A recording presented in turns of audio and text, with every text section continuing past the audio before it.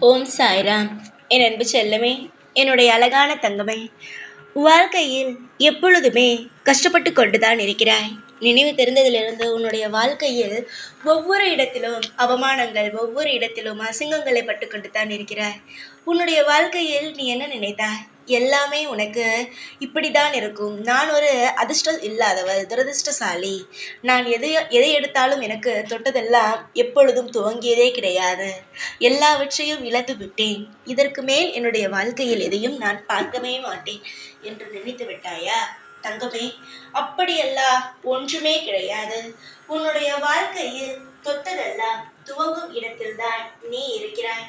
பல சோதனைகள் வந்தாலும், பல சோதனைகளை நீ சந்தித்தாலும், உன்னுடைய வாழ்க்கையில் அடுத்தடுத்து நீ பார்க்க போவது ஒரே ஒரு விஷயம்தான், சந்தோஷம். இப்பொழுது உன்னுடைய வயதானது பாதி ஆகிவிட்டது.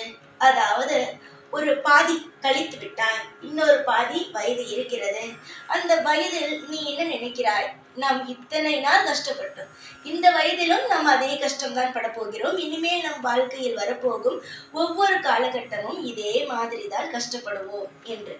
ஆனால் ஒரே ஒரு விஷயத்தை நீங்கள் தெரிந்து கொள்ளவே இல்லை. நீங்கள் யாருடைய பிள்ளை என்று. நீங்கள் யாருடைய பிள்ளை?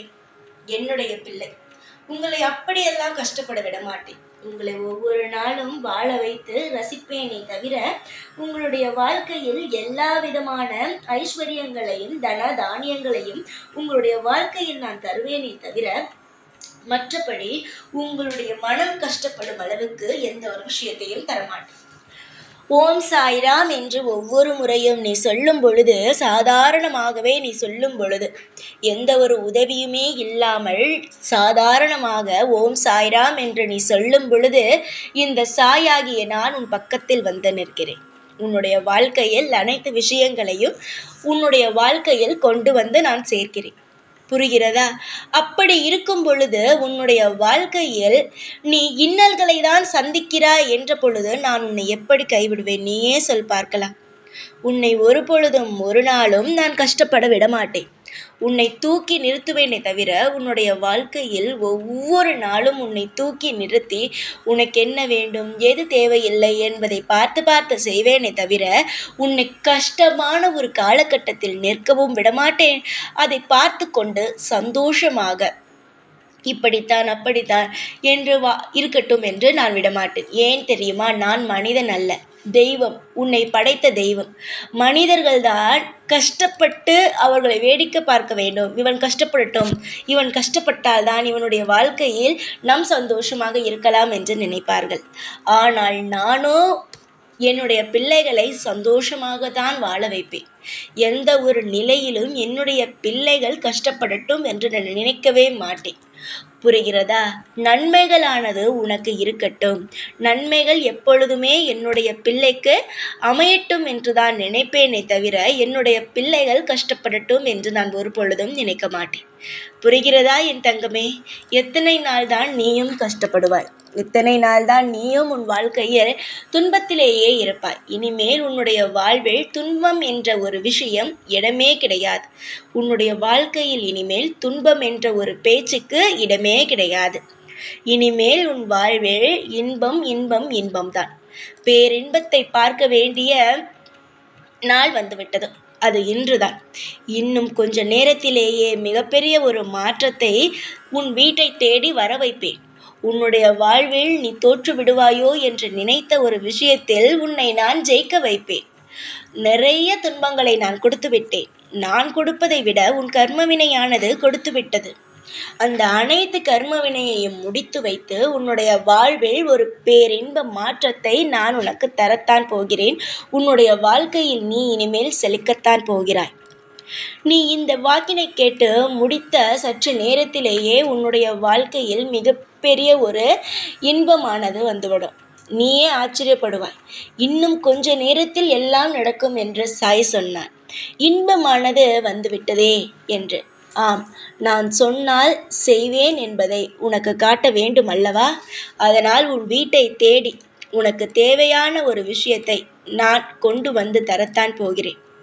பொறுமையோடு இருப்பவர்களுக்கு இந்த சாய் எதுவாக இருந்தாலும் நிலையானதாக தருவேன். அவசரப்பட்டால் என்னிடமிருந்து ஒன்றையும் பெற முடியாது. பொறுமையாக இருப்பவர்களுக்கு இந்த சாய். பொறுமை இல்லாமல் எப்பொழுதும் ஏதாவது ஒரு விஷயத்தை பற்றி உனக்கு உத்தரவாதம் தருகிறேன். உன் வாழ்வில் நீ எந்த இடத்தில் நின்று எல்லோரும் பார்த்து உன்னை சிரித்தார்களோ, இவள் இப்படிதான் ஆகிவிடுவாள், இவள் இப்படியே வாழ்க்கையில் எதுவும் இல்லாமல் போய்விடுவாள் என்ற மனதாலும் உன்னுடைய காது படவும் பேசினார்கள் அல்லவா, அதே இடத்தில் நீ தலை நிமிர்ந்து நிற்பாய். இதில் எந்த ஒரு சிறிய சந்தேகம் கூட உனக்கு வேண்டாம்.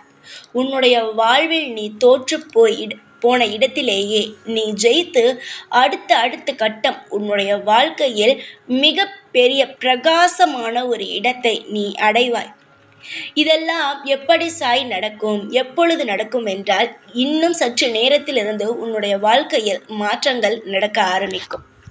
உன்னுடைய துன்பம் நீங்கி உன்னுடைய வாழ்க்கையில் செழிப்புகளானது வர ஆரம்பிக்கும். கண்ணுக்கே தெரியாமல் என்னை உனக்கு கண்ணுக்கே தெரியாது, ஆனால் என்னை நீ நம்புகிறாய். ஆனால் நான் உன்னை பார்த்து கொண்டே இருக்கிறேன் ஒவ்வொரு கட்டமும். என்னை நீ நம்பும் பொழுது நிச்சயமாக நான் உனக்காக உதவி செய்யாமல் இருப்பேனா? கட்டாயமாக என்னை நம்பி வரும் ஒவ்வொரு பிள்ளைகளுக்கும் உதவி செய்வேன்.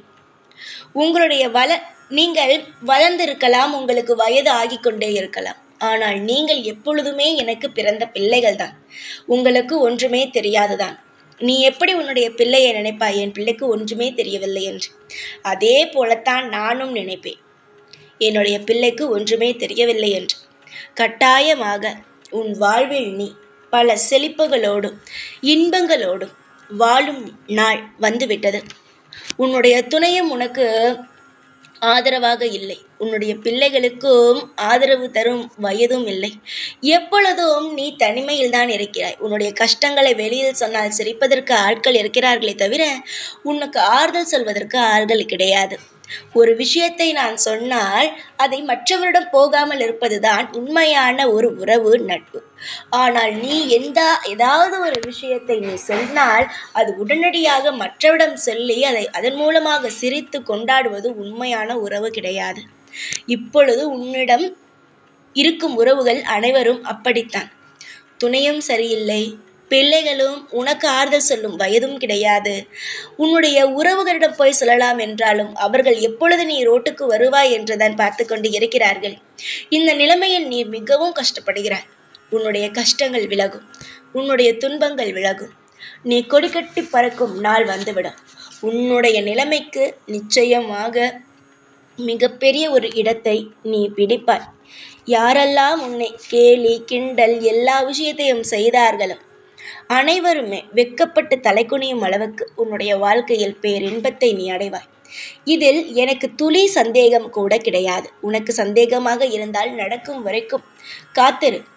என்னுடைய பிள்ளைக்கு எது செய்ய வேண்டும், எந்த விஷயம் செய்யக்கூடாது, எந்த விஷயத்தை என்னுடைய பிள்ளைக்கு செய்தால் என்னுடைய பிள்ளை நன்றாக இருப்பாள் என்பது எனக்கு தெரியும். எனக்கு பிடித்ததை என்னுடைய பிள்ளைக்கு நான் செய்து தருகிறேன். அதை வேடிக்கை மட்டும் பார். எப்பொழுதும் நான் உன் கூடவே இருப்பேன். சந்தோஷமாக இருங்கள். காலம் முழுவதும் உன் கூடவே இருப்பேன். அதில் எனக்கு எந்த ஒரு சந்தேகமும் கிடையாது. உனக்கு ஏதாவது சந்தேகம் இருந்தது என்றால் என்னை நீ வணங்க வேண்டாம். இப்பொழுது அது நான் நடத்தி தந்த பிறகு நீ என்னை வணங்கலாம். நிச்சயமாக நீ என்னுடைய பிள்ளை. உன்னுடைய வாழ்வில் இன்பங்கள் வரும். நிறைய நல்ல விஷயங்கள் உன் வாழ்வில் வரும். உன்னுடைய வாழ்க்கை கொடிகட்டி பறக்கும் அளவுக்கு உன்னுடைய வாழ்வில் நீ தோற்று போவாய் என்று நினைத்தவர்கள் மத்தியில் எல்லா காலகட்டமும் மாறும். புரிகிறதா? நல்லதே நடக்கட்டும். எப்பொழுதும் கூடவே இருப்பேன். இந்த சாய்நான். ஓம் சாய்ராம்.